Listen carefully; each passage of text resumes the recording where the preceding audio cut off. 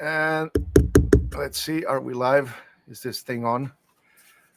Good evening, everybody, and good morning if you're in Australia, I guess. Thanks for being here for another Ham2K chats.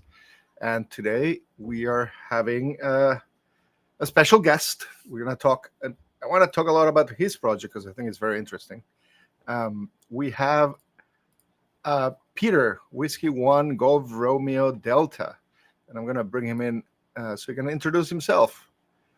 Welcome, Peter, to the show, and glad to have you here. Sebastian. How you doing, Sebastian? It's Perry, like Perry Mason. Perry, why would I put Peter in the description? I'm going to have to edit that description. Apologies, Perry. Of course. I get called lots of things. Let me move back a bit so that we're more of the same scale in the video. I'm much closer to the camera than you are. I'm a much smaller person. So I don't know. Tell me a little bit about yourself and your history. How you got into ham radio? Oh, I didn't know it was going to be a quiz. Well, it was back in the 1970s, in the middle of the last century, and I was in. I guess I was in junior high or high school, and I got my license in it was 1975, way back, and I just clicked with the hobby for some reason. It was at a time when there was no internet, there's no real community outside of your local hams, and there still was a lot of really cool stuff going on. This is back in the time of packet radio, when packet was new, when TNC was something we'd never heard of. Moon bounce, EME was just starting to take off with some of the microwave gear that we were able to get surplus from the government. Like it was just a really cool time, and it kind of culminated. I loved ham radio so much. I ended up in the industry. I was over at Digital Equipment Corporation, like a lot of guys my age with silver hair, and did a degree in electrical engineering. And when I got out of school, the only job I could find, I literally sent hundreds of resumes out. The only job I could find was at this little podunk magazine called 73 Magazine up in Peterborough, New Hampshire. And I ended up running the magazine for Wayne Green. I was the editor-in-chief for about 3 years up there. And this is back when there were 4 ham radio magazines. There was CQ, Ham Radio, QST, and 73. 73 was kind of the bad boy of the bunch. Like, we were constantly needling the league. We'd pull stunts. Like, I remember one April issue, we started an article, and then we jumped to the middle of Ham Radio magazine to continue the article. It was a really good time. And then I just completely got out. So you got out for a couple of decades. A couple of decades, yeah. And when I came back, holy crow, what a difference. Like, what a difference. And that is actually not that rare. It seems that a lot of people have, like, they get into the hobby. A lot of people seem to drop it kind of like when they get out of college and get a real job. And then it's only after they're, I don't know, retired that they get back into it. It's exactly what happened to me. Yeah. Yeah. No, it's interesting. I mean, I'm I don't know. I've said it a few times here on the channel, so it might not be news for some watchers, but I'm a late bloomer. I got into ham radio in 2020. I'm a COVID ham. My grandfather was doing ham radio, and I was probably in his knees playing with his radio by the time you were getting your license and doing all the things you were talking about. Right. But it never got anywhere back then. And it was only like 5 years ago that I rediscovered ham radio and realized, oh yeah, I can get a license. And I jumped in the deep end of a pool and went through all the rabbit holes and all of that. It's crazy though. It's like it was the Baofeng, the little Baofeng radios, right? So somebody sent me an article for my EEE Spectrum about the Baofengs and how cool they were. I was like, oh, it's like $20 you can program them. It's like, I got $20. So I sent off for one, and I tuned it to the local ham repeaters and remembered how much fun that was. And like on a Tuesday, I was like, how can I get my license back? And it's like, oh, well, I had an extra license. I was KK2Y and then KW1O at 73 Magazine, and it was like, oh, all you have to do is take a tech license exam online. I was like, what, really? So it was Tuesday, and like the next Tuesday, I was online taking the exam, and bang, they gave me my extra back, which Yeah, just blew me away. yeah. And I actually was doing the test to get my VE uh, certificate or whatever you want to call it, and realized that that if you let your license lapse, all you need to do is take the tech Yeah, exam, and that's enough. Yeah, no, that's it's great. crazy. The For me, the big thing was, in COVID I got a scanner, and I started playing with the scanner, and again I heard the local repeaters, and then I got curious, and jumped into the, like, Yeah. literally a month into COVID I had my general. um Yeah. And I bet that's common too, right? Like, yeah, no, in addition to all there's those a lot of people. retirees. Yeah. There's a lot of people who got their license in 2020, 2021. Right. um and kind of like, let's bring our conversation to the core of the subject, is that I think a lot of people have come into ham radio and have stayed in the hobby and expanded through Parks on the Air. I find that it's Yeah. one of the most um, embracing activities that a lot of people can jump in, Mhm. that doesn't require lots of gear, that can be a lot of fun, and I think it's growing like crazy Oh, in the last few years. it's astounding. And it's I think that we are 1 year away from getting other corners of the hobby complaining about all the POTA people. I mean, there are probably people saying that already in some areas, but complaining about how you can't use 20 meters because it's full of Exactly. crazy Wall to park people. wall. Yeah, I mean, it's if you go there on a Thursday afternoon, and it's not easy finding a frequency to work. Yeah. It, Although it's lately, I don't know if you've been out lately. You know how bad it's been. Like it's a ghost town on 20 meters lately. Yeah, no, the bands are weird. The bands have been weird. The last month or 6 weeks or so have been, I don't know. You never know what to expect. You never know Yeah. what's they're going to be long or short. The other day it was like I was hearing people very loud. Normally, you can get people in Europe that you hear and they don't hear you. Fine, that's like the long trip over the Atlantic, depending on the gray line and all that. But normally in the U.S., it tends to be very symmetric. Like, if I can hear you loudly, you can hear me loudly. Right. But it was definitely not like that. It was like lots of people I could hear would not hear me. I would start working on a frequency, and somebody will start on top of me because they could not hear me and they couldn't know I was there. Yeah. It was I don't know. I mean, I guess that's part of the magic of the hobby, that you never know. The sun is always playing games on you, and like, I find that I mean,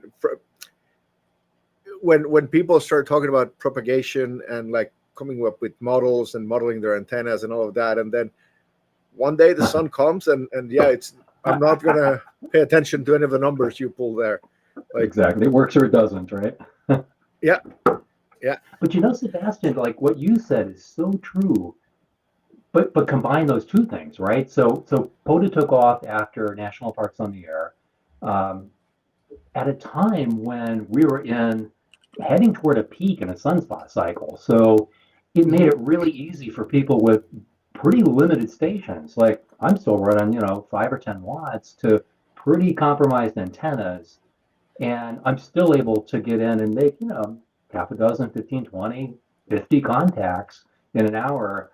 I don't think that's going to be true in a couple of years, and it'll be really interesting to see, like, where does the hobby go after that? I mean, but POTA has the advantage that it's usually you're working people in your local area, where the band doesn't have to be magical. You're not Mm. working Australia regularly. You're Uh, working like you're half of the U.S. on a regular basis, and the rest of the U.S. in when the conditions are right. Especially for I us think on that the East Coast. yeah, you're probably going to start seeing a lot more 40-meter activations, for example, when the cycle Yeah. is low, and things like Right. that. I think that the number of fuses will be lower, but the number of activations will probably be the same. Yeah, Um, interesting. Or maybe higher power activations. or you do, yeah. I mean, I've a lot of my activations were on 20 watts. I'm doing 100 lately. Mhm. Depending on how, when I travel, I bring a little kit with me that's a 20-watt radio that fits in the bottom of my backpack, Mhm. and that's enough to activate wherever I go. Yeah. But if I'm going in the car to a park, it's easy to carry 100 watts, and it makes a difference. Like, Yeah. the frustration level goes down, and I won- it's I worth wonder if having we're the going to options. see. I wonder if we're going to see, like in the next couple of years, maybe this is an investment opportunity. I wonder if we'll see a market for like a 50-watt PA. It's kind of similar to what the QRP guys have, like a little 50 Yeah, watt that you can plug into that 10 watt that you bought back in the peak cycle, peak of the to cycle. get enough You to need, to yeah, you need that yeah, little extra. yeah. I bet that's probably going to be likely. I should start buying up But power transistors now. so tell me a little bit. I mean, the not the only reason I invited here, because I find you a very interesting person, but you have a project going on that's really interesting, and that I really enjoy checking. And it's I don't know if you want to share your screen, or you want me to share my screen and show a little bit of Yeah, it. sure. I can give you a little tour, sure. Yeah. So if you do the sharing, I'll connect it here. Yeah, how do I share it from here? Private chat. There's There's a this button in the middle of screen. the Share screen. the screen. Allow to share window, share screen, window, share. Nice. No, Yeah, let and me know as when we that's see up. here in the chat that people are complaining. Yep, Long Island bands have sucked for like 6 weeks. That's what you get for living in Long Island, Chris. What can I say? Yeah, it's not the bands, man. Look around you. Better antennas and like every weekend. Yep. No, it's. Did you get to share the screen? Oh, and there's another button. You didn't tell me about the other button. Yeah, one more. Share and share screen. Okay, here we go. There we go. There we go. So I'll give you a quick tour. Let's Oh, see cool. here. And let me just move this over that way, and then we'll put this down, and I'll put this up. Whoops, I'll get a new screen. Hang on just one moment. So let me give you a little photo, tour. by the way, is one of the parks in Massachusetts that you went to. The photo you have on your background, right, with all the graffiti. Yeah. So there we go. I'm going to make the Quincy. screen full and get rid of our ugly faces. Yeah, so Quincy Quarries. What an amazing park, Sebastian. So I see a lot of quarries. I do a lot of hiking and did before POTA. And I've seen a lot of quarries, nothing like this one. It's not a large quarry. So the walls are only about 50, 60 feet. But look at them. Like, they're just, every single surface is covered with graffiti. It is so fascinating to be here. And I just did a quick activation. I spent most of my time just walking around, just looking at this thing. That's a view of Boston from the top. But let me just talk about this a little bit. What we're looking at is POTA.review. It's a POTA news and reviews site. The URL is POTA.review. It's here in the YouTube, in the description of the video. And I'll update if it's not correctly, but I believe it is. Thank you. And this is your project. You started, what, a few months ago? A few months ago, yeah. And there are actually two projects combined. So one of the things I loved about ham radio was publishing. I loved doing magazine work, especially like every month having 73 magazines that me and my team created was just so cool. And I wanted a little taste of that. And it didn't feel like there was a central location for like travelogue style news stories about POTA. And so I thought, oh, I'll throw something up and see what happens. And it became POTA News and Reviews. The main purpose of the site is to show off things like this, like Kettle's this just beautiful site that he was at in Norway. Um, our Peter, here's one of Peter's. I love this shot of the Great Orme Tramway. It's just POTA locations that we've been to that are just really nice, and other people like have either worked us there or might want to work that park or just want to learn more about it. So these are the kind of articles that you can go to read, like where can I park, where can I pee, like where are some cool places to set up, who else has been here, that sort of thing. So POTA News and Reviews, we're actively looking for people to write articles, and I've actually got a handful of Europeans, not a lot of Americans yet. Yeah, I But this see is that. how do you say Kettle's name, by the way? You know him, right? Jetil. Jettel? Jettel. Jetil. Thank you. Jettel. I believe I'm not Norwegian, so I'm just guessing here, but You and me both. I think it's right. It's close enough. But this was sort of this is the community portion of it, right? I wanted to bring together a community of folks who love this, like being in the parks, reading about the parks, talking about the parks. On top of that, I layered the POTA map. So POTA map is this guy. This is one of my favorite views. POTA map is just the locations of POTA parks across the United States, Norway, and Great Britain. This particular view is everyone who's activating currently. So if I go to Kansas City, for example, he's off WQ0A. Everyone's QRT. Here we go. So there's KK7YZX on 14032. If I click on this spot, I'll get information about the park. Let me just pop down to my location. So this is the entire view, right, of everybody activating right now. I can show all the spots. So these are all the parks in the U.S. And you'll notice that some of these are purple. The purple ones, just zoom in just a touch, purple ones are going to be new. So this park was added recently. This park over here. It's parks that have not been activated, right? No, these are new parks that have. Purple is new. Okay. Yeah, these are new in the past 30 days. So recent change, park added within the past 30 days. Parks with no activations are these guys, these little dark blue ones. Yeah. And Canada has a bunch. It's crazy. Oh my God, do they have a bunch. So if I just center on my location and zoom out a little bit. Here's Canada up here. Like, oh, there's tons of spots to go up there. Yeah, so come on, Steve. Victor Echo wants Sierra Kilo. Steve, go get to work. There's so many parks. Well, let's get up there, man. No excuse. So if I zoom in just a touch more, let me show you the other views. So here I'm looking at all these are all the parks in sort of my area. I can just show my activations. So this is a fun view that shows me in orange. These are parks that I've been to. And you can see like I've been, down the major roads to all of these places. I can hide those. This is an interesting view for planning. So here I can see parks that I haven't been to. So this hides all the places I've been. These are places I haven't been. And these are color coded for me. So green is fewer than 10 activations, because that's kind of my thing. I like to go places where people haven't been. Red is more than 10 activations.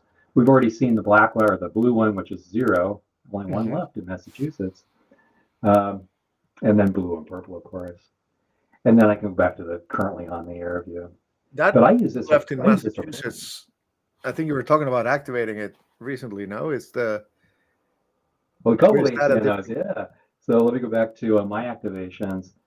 So there's one up here. Is it this one? No, it's the little island. Yeah, this little island. Rainbow Beach I just did. There's only one activation there. But it's this one. I'm looking at mine. Hide my activations. Or maybe it's this one right here. No, they have not. No. So there's a park in the middle of. I could just find it. I can't find it. It's around Holyoke somewhere. Anyway, it's in the middle. Oh, here it is. Oh, stop! It's right here. It's the Sunderland Islands. Yeah. Sunderland Islands. Yeah. So this one's in the middle of the Connecticut River, and Mindy KM1 on NDY and I have a plan to put in kayaks here and get to it. Yeah. It's not far from the shore. But this was just a this mainly was for my own use. I wanted to see all the parks around me. I wanted to use it for planning. And then I Hmm. realized, hey, this is pretty useful for other people too. And so I've opened it up for everyone. If you've had fewer than 50 activations as an activator, it'll go and grab your activations and auto-populate this for you. Let me just show all spots again. So it'll populate your own activations for you. It just goes out to Because POTA.app you and can grab automatically the last 50 activations, but not more the than that. last 50. Yeah. Yeah. And the parks themselves, if you see over here, do I have this? Yeah. You can see that I've got a parks data the 23rd and a delta of the 30th. So what we do is just do a daily diff of the all parks file from POTA.app, and there's a feed that provides just the diffs Oh, for uh, great. for 8 days. Yeah. And that's going to actually become over here on POTA News and Review. You can subscribe to various newsletters. New Parks newsletter. There's a weekly newsletter. Coming up next week will be a new Parks newsletter. So show me all the changes this week in the Parks database, and that'll be a weekly feed. Hmm. Chris in the chat asks if there's any tools that help with experts with multiple parks. There's no. Are you working on something for that? Oh, Sebastian, I am, and Chris, yeah. So actually, there's a roadmap of sorts on GitHub. I should post the link to GitHub for the project. One of the major new components. The May release is about mobile experience. The mobile experience is just so on the map. But the big thing for May is I call it the inference engine, and it's going to parse through hunter logs to see, hey, was there a hunt here where there were two parks, one call, two parks? I'll go look at that to see if they're the same number of QSOs. And if there's a reasonableness factor, like yeah, they're close to each other or there's a trail or something, I'll mark that as an infer. Mm-hmm. There's an entire dashboard coming for activators. It's sort of the Ooh. activator planning dashboard. So I can say, show me in this area, what are the infers here? Oh, look, there's a Uh-huh. twofer and a threefer. Add those to a rove, and then use auto routing through Google's Map API to do mapping for the most efficient route through those parks. That's all coming That's in May. I'm very excited to hear all that. We'll get into talking about roves in a little bit, but yes, I'm very excited to hear about that because it's very useful. I know that the POTA team has been hesitant to give any officialness to twofers and threefers and so on because it's always kind of like a really tricky. Hold on, let me stop your screen share. There we go. Oh yeah, I moved my window. Sorry. Yeah, it's always tricky to determine if a twofer is really valid or not. And my understanding is that the program just lets people decide what is the. I mean, they give you guidelines, and they it's up to you to decide if you're fulfilling the guidelines. There's a lot of parks where the twofer exists, but not everywhere in the park. You have to be at very specific locations and things like that. But I think that having a database of where a twofer is potentially possible is a very useful tool. I think so too. And I'm really excited about this planning dashboard. I'm actually going to do the same thing on the hunter side. That'll probably be a June release, but I'll do the activators first. The way I use these tools is for planning essentially. And then when I'm on the road, what I love about the mapping feature is, I'm not going to bring it back up, but you'll notice when I clicked on one of those parks, one of the options was get directions. If I'm in the car on my phone or the tablet, I can pull up the map, click on a spot and say get directions, and it pops it right up on. I have a Prius with Apple CarPlay, so it just pops it right up on CarPlay on my dash and starts navigating to that site, which I really like. And Patrick, I'll add Ireland for you after our session here. Because you're basically, I guess it's easy for you to add any particular country. It's just that you don't want to enable all of them right up front for performance reasons, right? It's a big data chunk. I mean, it's zipped anyway. It's still going to be 3 or 4 meg. which isn't a lot these days, but still, you have to think about mobile user. Well, you run Yeah. into the same situations. Bandwidth is always a problem, which is why we're doing diffs, 8 days worth of diffs. So you're really only getting a few hundred bytes each time you hit the map. Hmm. On the eighth day, you're going to pull down the fresh data. I can't do the whole world, so I'm just sort of popping them in as people ask. So, Yeah. Great Britain, Norway, and Ireland. Mike asks if there's a PC version coming. It is. It's just a browser. It's a Yes, web-based browser. app. Yeah. You can go to it, poda.review, and it'll work on any Mac, PC, Windows, iOS, Android. It will probably work on whatever device you have. If your ebook reader can open websites, it will open this. If it can run Doom, it'll run the Potomap. Yeah. The I think that I love. It's kind of like you have two sides of the project. One is the editorial side with the reviews, and the other is like all the mapping tools. And I think that they go along very well. I did find, here's little feature request, that there's no way to see which parts have reviews in the map. I guess that they're not enough just yet. But it'll be great to see, or at the very least have a link to the review when there's one available. Yeah, I like that idea a lot, and I also would like to on the Putter News and Reviews site. Each article has a tagged feature photo, and I would love to link the feature photo back into the map. To put them on the map. Yeah, that'll be great. That would be really fun. Yeah. The thing about the map is that you have to be careful. Like, you have the same problem with Polo. Like, if you add too much stuff, then it's that scope creep issue, right? It becomes just bloatware. You want to keep it nice and trim, but also provide stuff like that where. I mean, the way I think about that is that scope creep. So there's two types of scope creep. One is the one that delays what you're doing. When you keep adding to the list of things to do and you never release because of that. That's not the scope creep you want. Yeah. The other is the bloatware, when you just add all the stuff to say that you added it. Right. To complete the checklist. Does it have photos? Yes, it does. Does it have twofers? Yes, it does. But I think that the real challenge is not to say my app is only going to do these three things. Sometimes it is, but it's to say, how can I make it do these 20 things and still feel like it does three? Yeah. I still feel like it's simple enough, right? That it doesn't feel bloated. I think that's the true challenge. I think it is a challenge. Yeah. I retired last year. I was a computer science professor at Boston University, and I actually still teach a little bit over at Tufts. I do some senior stuff over there, and I got a couple of PhD students that I work with over there, Tufts.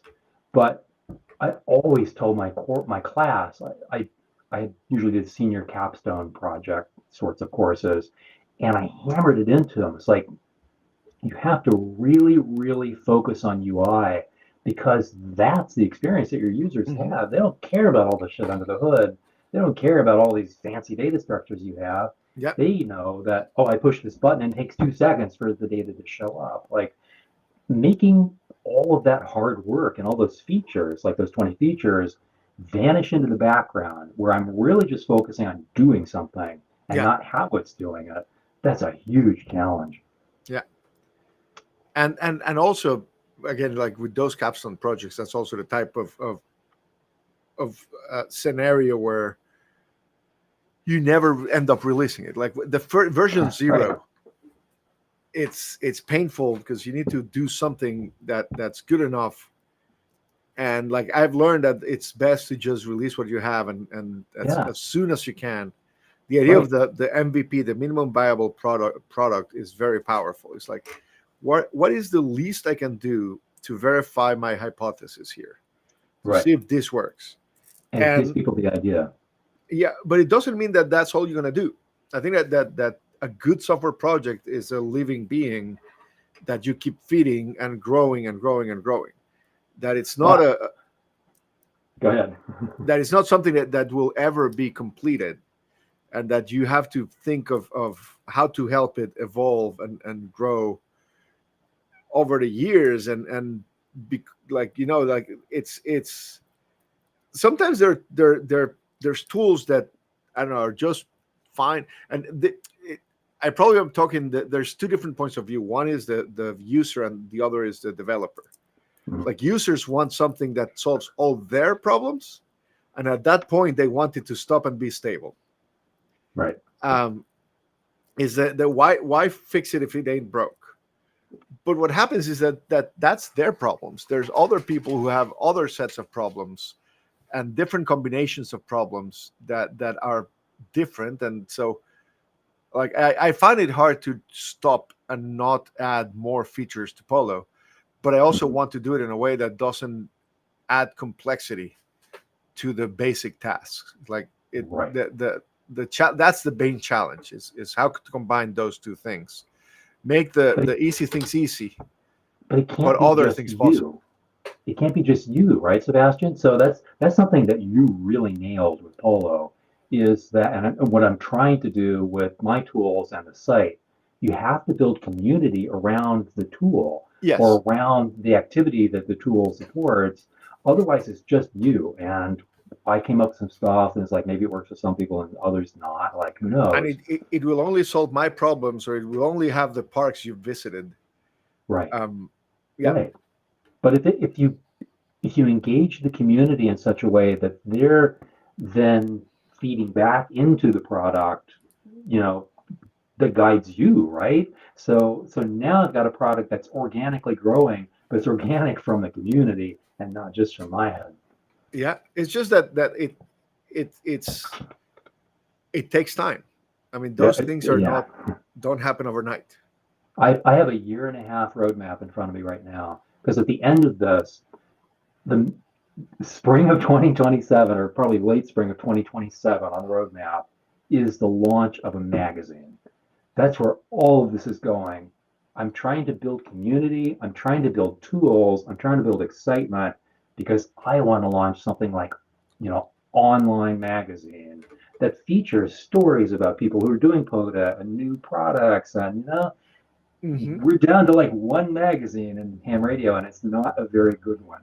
And like, we I need don't know if more. you saw. I mean, it's interesting that in the like, it hasn't been a year since CQ magazine folded, Mm, and but today I hear both from you the idea that you want to build a magazine, and also I saw the announcement from W1GRD. I don't know if you've seen his YouTube channel, and he's more focused on the contesting side of things. mm, And he today said that he also wants to go grow into a magazine and a more complete media. And I think I say it this way because I have no data, but I would love to believe that we're seeing like a resurgence of ham radio in a new way. It's a different hobby than it was 20, 30 years ago. right. Um, but that I don't. It feels like in the last 5, 10 years, between the COVID hams, PODA, like YouTube even, that a lot of people have come back or come into the hobby and are becoming very active, and there are entire communities that have developed around this, that Mm, that are growing, that haven't reached their maximum size just yet. right, right. Who was it that oh, it was the guy who wrote, the name will come to me. He wrote The Purple Cow, the book about the purple cow. Anyway, his whole thing was building, he called them tribes. So you build a tribe around an idea or around a movement of some sort, kind of the way we're doing it around PODA, you especially, and others. I'm on the periphery right now. But building a tribe and then taking that tribe and then working with them. So you build a community, but then you support the community with a magazine, with an Mhm. online presence, with a tool, whatever it happens to be. I love that part, by the way. I love publishing, and I, I I think I mentioned to you, Sebastian, at one point that I was a publisher at one point. Yep. I ran a vanity press for kids, and we had authors who were like, 14, 15 years old writing 400 or 500 page novels. And we gave them the full publishing experience. Like we had editors, designers, cover designers. We sold their books in bookstores. They got royalty checks. I did over 400 books in that publishing venture. So I love publishing, and I can't wait to move this project into that phase. No, that's great. I think that the hobby needs to have. I mean, I don't think the word might not be needs. The hobby is resurging, and there's fires to be fueled. Yeah. Um, So, that so let's talk about your fire, man. I don't know how long this runs, but I don't want to run out of time so before we talk about I'll show you yours. something. Like I want to do something here. This was insane. So you talk about writing the reviews, and let me share my screen now and see if we can uh, get a good take on it. Hold on. This is here. So this is my POTA map. Yeah, I recognize that. Um, Oh and my you can God, see all the orange in the middle of New York. Let me see if I can make it smaller. It's more easy to view. Sebastian, I've never seen anyone else's map. This is so cool. There you go. Like if I zoom out, I mean, one thing is I would love to have the parks I've activated be a more contrasting color. Okay. I think the orange and the red make it not so easy to see the cluster I've activated around here. Yeah, I see that. Yeah, you can see my QTH right here in the middle of Sullivan County, which is about a little over 100 miles northwest of New York City, Yeah. and all the parks I've activated around. But basically, what happened that Perry's talking about is that last Sunday with my friend Jay, November Kilo 2 Yankee, we met at 7 p.m. here in Fort Montgomery, and we took this route down. Including, why isn't this showing this? Oh no, Stony Point I did not activate. Yeah, this route down over the bridge, then up this way, then up this way, and then around here and back here, and finished here at 7:45 Eastern time, which is just 15 minutes before midnight UTC. So I those saw your 13 post on the hours, Discord. we did 25 parks, God bless which the 25 parks is the Look at Leopard that. Award for the POTA Rover Leopard Award. And I mean, it's my guess is that there's probably, I don't know, between 5 and 10 Leopard Awards every year. I don't think Every there can be year, you much think? more than that. I still don't see how it's. So you started right at the stroke of midnight one, essentially. We could have Did you we started at 7 a.m. We didn't 7 start a.m. Oh, okay. and we've figured out that the way to do the easy way to do 30 is to do what we did, but also do 5 parks the night before. Yeah. Getting to 50, which is the record right now, is a bit harder. Well, it depends on where you are, because that's gotta be a bunch of NFRs, right? No, we only had 2 NFRs, and the first one is right here. I'm gonna write these down. Which actually not here, but this is Bear Mountain, but this road and coming down this path is the Washington Rochambeau Historical Trail. Oh yeah, and is that Iona Island in the middle? And this is Iona Island right here. Hey, click on that. See if I'm on it. And then I'm not on there. no, we pushed you. Then like there's a parking lot here, right, for Bear Mountain, a hike trail, the trailhead that counts for Bear Mountain and the Washington Rochambeau Park. Right. That was one of the 2 first. And the other big twofer is the Appalachian Trail, which crosses through these parks across Bear Mountain and then goes this way. In fact, I'm gonna show a competitor of your map, but that is very useful for trails, because you can see the Appalachian Trail here. Oh, nice. Yeah. And it doesn't have all the trails. It doesn't have the Washington Rochambeau, but the Appalachian is very helpful, and they have some park boundaries that help. The other, so Appalachian Trail was a good twofer in many parks, but we ended up doing a little place. Actually, I don't know if, let me see if Potomac will be a good place right here. So you see this dotted line? This is the Empire Trail, which is in New York. It comes through here. And this point here is actually not part of any other. So it's a twofer comprised of two trails. Right. There's a trail and a trail. And let me get here on, like, unlike you. Okay, hold on. Let me do the sign in off camera so you guys don't see my password. Unlike your site where you have extensive reviews, what I did that Sunday was basically I posted on Blue Sky, and my review of the park was 10 quick QSOs. Yeah. The review of the second park was 10 hard QSOs. The third park is much quicker despite the train noise. There's a train going by right in front of us. So I took photos of every single park we stopped at. Nice. Let me find. That was. And this is all CW, right? No, all phone. All phone.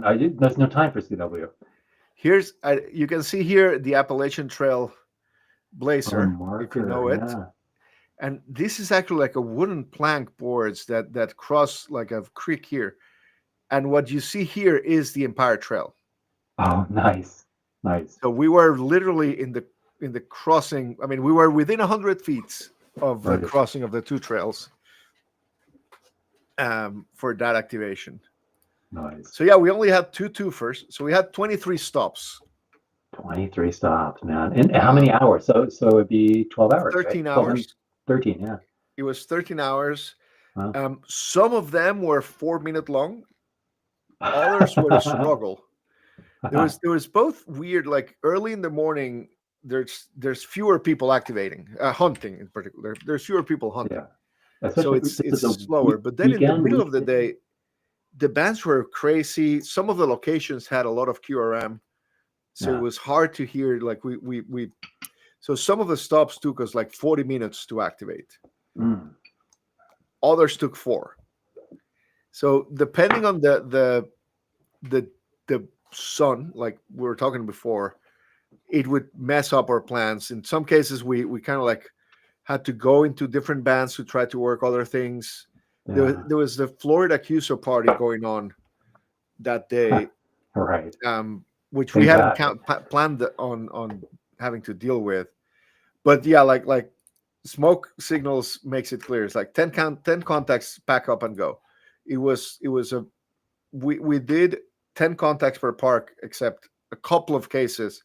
Like after the 10th contact, we'll say last call 3 times. Right. And if we didn't get an answer, we will move. Right. So we had a couple of parks where we had like 12, 13, 15 contacts, but that was about it. But it was all operating.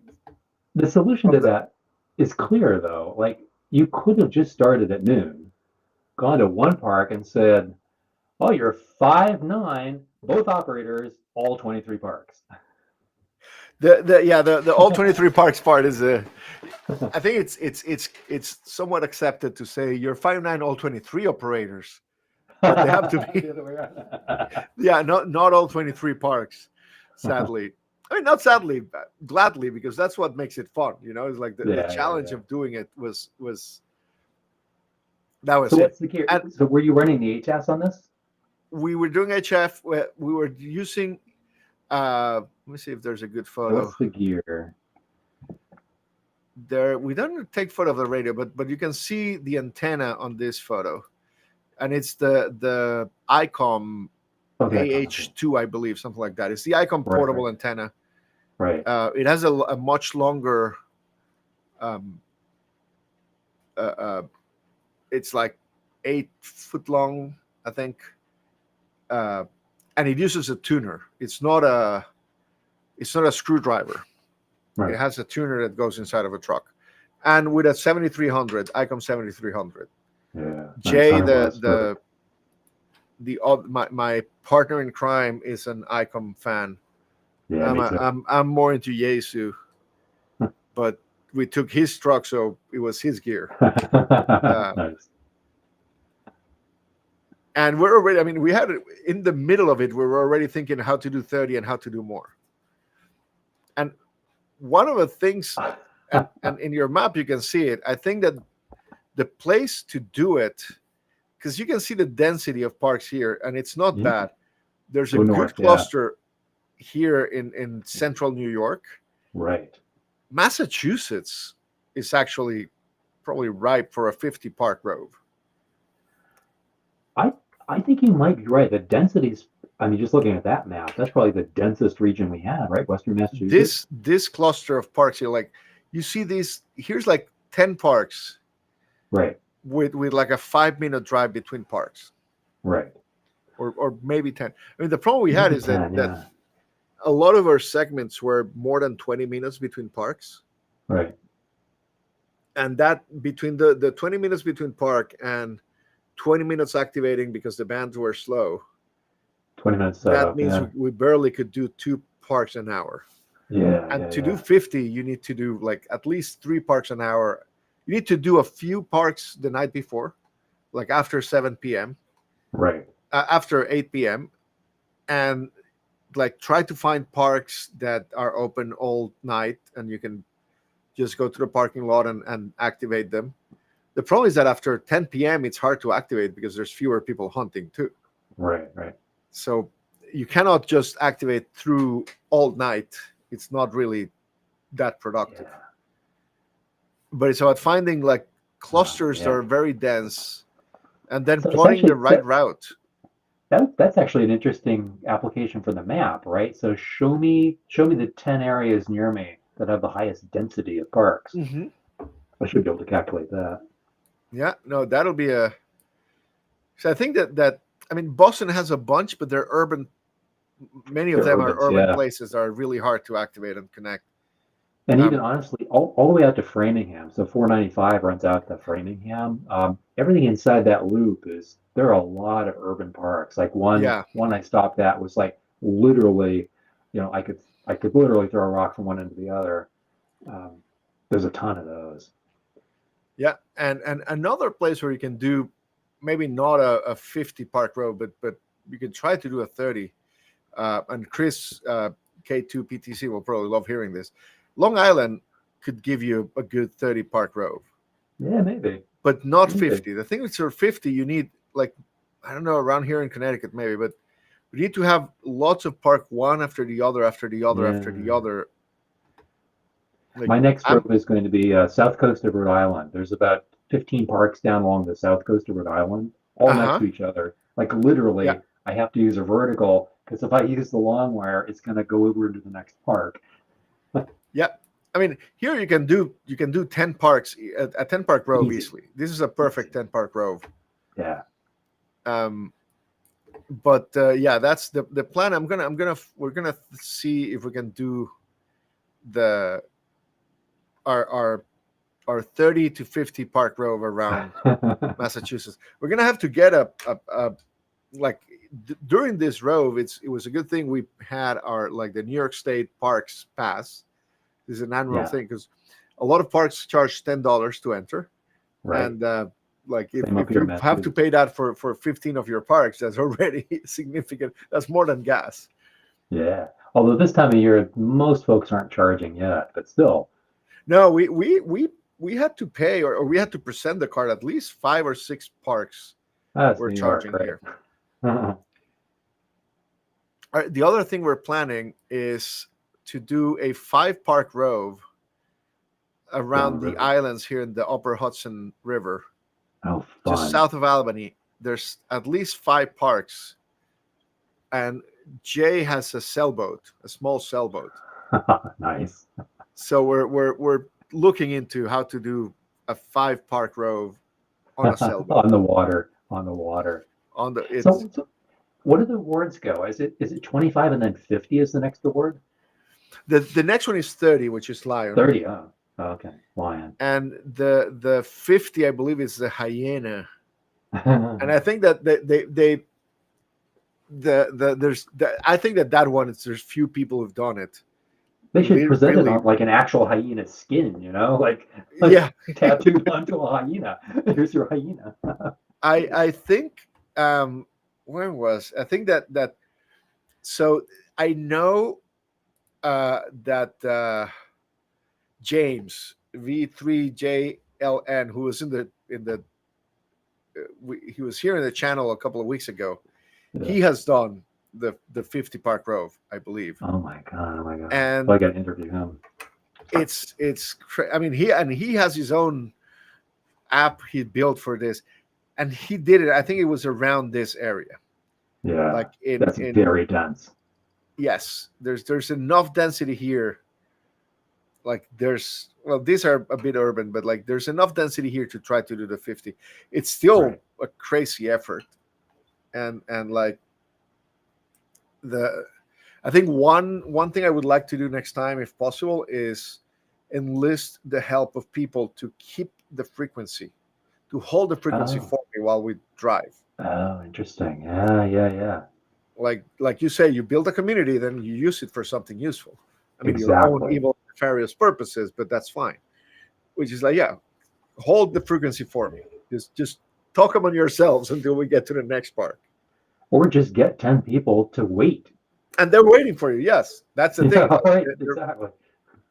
They're waiting for you. You do your 10, you move on, and that's how you do a 5-minute activation. Yeah.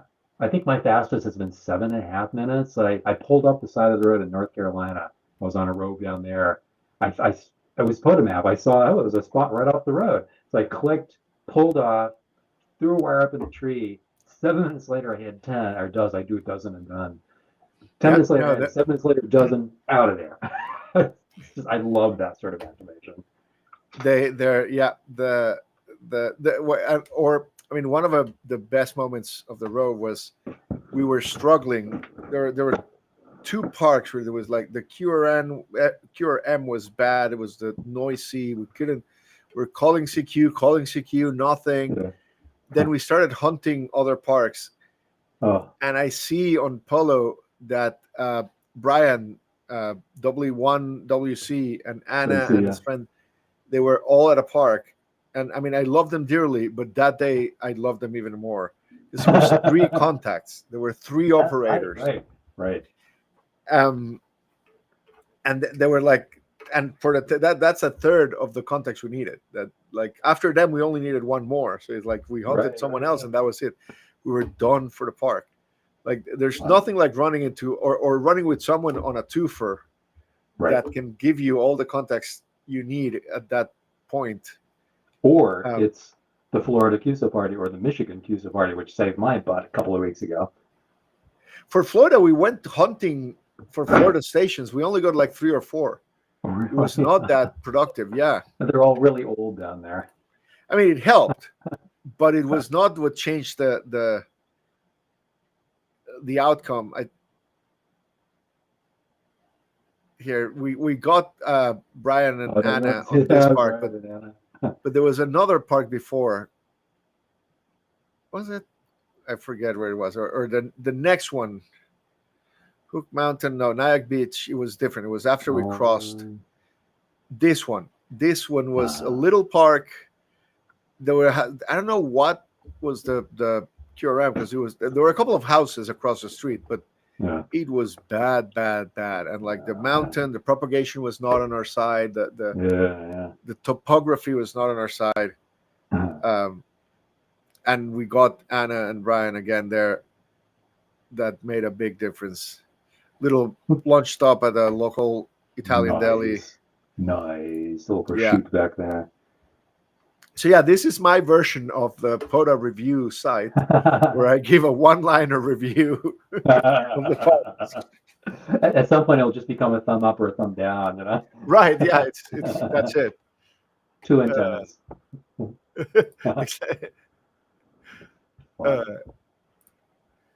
Uh, Well, no, but it was so- great. I think that Oh my that God. POTA roves are, and it's I like what I like about POTA and SOTA and all the portable activities is that it forces you to figure out your process, your tools, your antenna setup. It's like, Right. how can you be more efficient in terms of, I mean, you like to hike while you do your POTA. You're not a parking lot POTA activator. Yeah, I'm a hiker. But it means, yeah, how can you get a kit that will get you your quick 10 contacts and not weigh Right. 10 pounds? When a KC1VOP needed Rhode Island for worked all states, Woody. Uh-huh. And it's like I'll help you, Woody. I live close to Rhode Island, so I packed up gear. And it's like, oh man, like I really need to make sure I contact Woody down in Brooklyn. It's like I brought 2 radios, I brought 3 antennas. It was like a 30-pound pack, schlepping it up this stupid hill. But yeah, it gets a little heavy for sure. And also, like, for me, I especially when I travel, when I travel either for work or usually with my wife. Mhm. And she's fine with me and the hobby, but she doesn't enjoy going with me to a park and listening to me say CQ 500 Over and times. over. Yeah. So what happens is that I need to have a kit that fits in my backpack that I can carry with me anytime. Right. That at 6 a.m. I can wake up early, grab a cup of coffee, and go to a park while she still sleeps for Right, a couple back more at 8. hours. Yeah. And I need to be back. And actually, one of my most magical, I've mentioned it a couple of times, but one of my most magical QSOs was in Massachusetts. It was not. I thought I remember it being in the Purgatory Chasm State Reserve, but it's actually in Sutton State Forest, which is just next to it. Right next to it. Not a twofer. No, not a twofer. 7 a.m, I show up there with my little compromised 20-meter vertical wire, Yeah. and a Ziego G90 20-watt radio. Start calling CQ. It was a slow day. I was literally about to try 40 meters to see if it would help me. Yeah. And down in the bottom of the noise, which that's a great thing about POTA, is that there's no noise floor. Like the noise, you can hear anybody. Right. If the sun wants you to. It's like, think it's 7 a.m. You're frustrated. It's cold because it was like, I don't know, early April or something like that last year. I need to look at my logs. I remember it being cold, or it was fall probably. And I hear Victor Kilo. And I thought, okay, it's Victor Echo. Is one of my somebody in Canada is listening to me, can hear me. No, Victor Kilo. Like, I got a contact with Australia on 20 watts phone from the middle of a park in Massachusetts. Oh my God. That's the kind of thing that only when you go to a park or a mountain, that's magic. You can do like that. It's like that was a beautiful day. Wow. I have a friend, NS1C, Ken, who's a massive POTA guy. He's down in Florida right now. But I know that any time of the day, I can hop on 15 meters in a park and call CQ. And if I wait long enough, I'm going to hear da-da-da-da. And sure enough, it's going to be Ken. That's all I have to hear is just the C. I know it's Ken. And those are magic for me because I know he's out there listening for the alerts. Like, oh, Perry's on the air. I'm going to go talk to him. You know, that connection is just so cool. Yeah. Steve, Victor Echo 1 Sierra Kilo is here in the chat today. In fact, he is saying that he tried to hear me that day during the rove, and he couldn't. Damn son, the propagation was not the right place. But it's like every time I hear Victor Echo, I know it's him. Like that's the first thing I think Yeah. when I'm activating. And for some reason, the propagation between Nova Scotia and New York often it seems to be working great most of the time. It's like we're right on the skip, in the first skip, whatever, but not that weekend. That weekend didn't work. No, it's really I don't know that POTA gives you a lot of good challenges to aim for and a good benchmark to improve yourself. Without having, I mean, you can go at whatever pace you want. You know, it's like for me, it was I want to be able to set up my station in 5 minutes, so that I have a good chance of completing my 10 QSOs before my wife wakes up.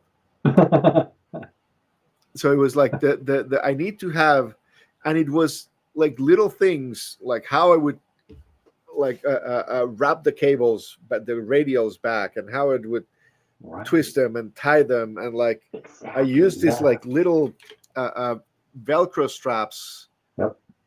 But I once I wrap a cable with it, I cut it to be the shortest length possible to wrap the cable. Interesting. So I don't have, and I burn the tip of it so that the tip is not unravel. So it's easy to grab the tip and unravel. Right. And that saves me 10 seconds here, 5 seconds there, and it ends up being a whole minute I don't spend trying to deal with Velcro. And like, what is the minimum, the smallest antenna I can have in my travel kit that still works well? What is the smallest? What's a good setup I can have in my pickup truck to go activate a park quickly from the parking lot without, even if it's raining? What is it's so fascinating. But you say that, and I'm that way too. Like I am all about what's the minimum amount I could take, right, and still get active.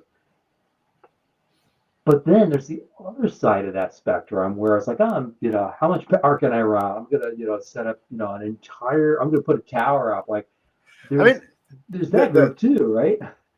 I haven't talked about this with you, but for New York QSO party, I did POTA and a county line activation again from my truck, but I had one of those Army surplus masts carrying a dipole. I had a vertical DX commander antenna, and I had an 100 and like an 80 meter and random wire. So I had four. I had four antennas. I had a flex radio, right? 200 hours. I was running SO2R, single operator, 2 radios. From the middle of a park in a county line.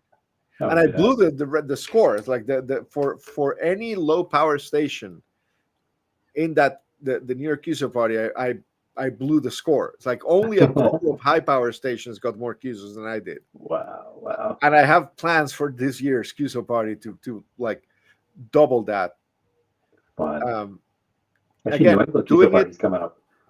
Yeah, doing it from portable setups that that one took me like 45 minutes an hour to put up. Probably a little bit more than that. For me, like POTA came after hiking for me. So for example, last Thursday, I was on Mount Tom out of Massachusetts, Central Mass. I was 9 hours on the mountain. The activation was 25 minutes. Like, like, here I am. I guess I'll do an activation and then go back to hiking on the mountain. But I just love that POTA can accommodate all of that. It's such a huge tent. Like it can accommodate the guys who are, doing a kilowatt on a picnic table, or guys who have a KH1 on top of the mountain so much. No, it's. I think that it's a brilliant, and I love the program how it was set up. On the honor system, you don't need to get like the park's passport stamp to prove that you were there, or like take photos with a GPS receiver that you can see in the photo. No, if you claim that was a twofer, sure, it was a twofer. If you want to lie to yourself that it was a twofer, then that's sure. If that makes you happy, we're not going to stop you. And that opened up the door to people trying to do things like twofers to begin with. or roves that are like, yeah, can I do a 20 park rove? That I don't think any of the other programs allow for that flexibility. Or can I get 15 guys to do an activation in this park and pass the microphone? Don't pass the microphone. It doesn't matter. It's 15 guys doing amateur radio, having fun, like enjoying the hobby, enjoying the park, enjoying the outdoors, and bringing attention to the park. And like that's the brilliance of it. It's like it's. And you mentioned, taking photos and so on. There are other programs, of course, that are much more restrictive. I think POTA is just have fun. I think that's the only rule. Just have fun. I love it. Yeah, and try not to burn down the park. Leave it in a better condition than you found it. Hopefully. Yeah. Don't fight with the rangers. I've never run into a ranger. I've done 101 parks now since July of last year, and I haven't run into a single ranger. I've gotten asked. All my encounters. I've had I think 2 encounters, and they've all been like, "What are you doing?" "No, radio." "Okay, fine." Okay. Yeah. Exactly. Yeah. The most questions I get is when I'm using the vertical, and I'm in a place that is somehow related to fishing. That people ask, "Are you fishing? What kind of fishing are you doing?" And like, no, I'm fishing for contacts. Oh, please. But yeah. Well, I think I'm gonna call it a night. Been here for over an hour. God, I really enjoyed this. This is really fun. It's. I mean, I blame it on the hobby. That's why I get a bunch of people who like to talk, right? Yeah. Together. Indeed. Well, Sebastian, thank you so much for inviting me, and thank you so much, you and your team, for Polo. Like, it literally changed my life. I went from, scratching out stuff on a little piece of paper and losing it half the time to like, oh yeah, Frank, thanks. That's their 5th contact I've had with you on this band. I really appreciate that. That feels like magic, doesn't it? When you have that, when you can do all this. That's Thank you so much. No. I want to. That Radiohead showed up, and he says a classic one, the fishing question. Radiohead is. Radiohead's on. Hey, I went to see you on all the time. He's on Instagram. He's a big grammer, big ham grammer, in Puerto Rico, and I went with my wife for a weekend in Puerto Rico, and let's see if I can quickly find the photos here and show them. I posted. I knew him from Instagram, so I sent him a DM saying, "Hey, do you want to go and I'll be in Puerto Rico. Do you want to go and do an operation somehow?" And here we go. Let me share this screen. And I showed up in Puerto Rico with my wife. They told us, "Hey, we'll meet here. Let's go and do something." And we had. This has probably been the best activation I've ever done. It was 5 hours at the beach, like what the hell's going on? Doing radio, playing with a drone. Oh, it was a drone, huh? And like literally with my wife for 7-8 hours. Wow. Doing radio, and she actually didn't say anything about radio. Wow. Like he did the same thing for the Fox, didn't he? Wasn't the Fox down there a couple of weeks ago? Yes, I think the Fox was down there. That's my little 20-watt. This is my travel kit, literally. The 20-watt FX4CR and USB battery. Nice. And a wire. I mean, I was using their antennas, but that was a fantastic day. And we wouldn't have had this without POTA. Yeah, no, it's great. Anyways, we're saying goodbye, and we're I know we're trying to say goodbye. You say goodbye. Yeah. Well, thanks again. $73. Thank you, Perry, for coming to the show. Yeah, it's nice to talk to all you guys. I'll see you all on. Don't forget to subscribe to the newsletter on POTA.review. Yeah, go to POTA.review, subscribe to the newsletter, use the site. No, even better, go and leave a review. You don't even have to be a perfect. Don't. Here's a piece of advice: don't read Perry's reviews before you leave yours, because you'll feel like yours is not good enough, or learn to overcome that feeling. Just leave a review. Any park you've gone to, take a couple of photos. Don't be like me that only takes one photo and leaves one page review. Fine. You can do better than me. Be better than Sebastian. Come on. Yes, be better than Sebastian. Do a review of the parks, especially if like a lot of you have your favorite park that you've visited 100 times. Go leave a review. Go post some photos. Tell us where the good place to operate is. And as usual, you know the drill. Leave comments. Do the algorithm thing. Click all the buttons on YouTube. And yeah, last call and pile up start. That's a drill. Well, take care. Thank you, Perry, and 73, everybody. 73. See you again. Hope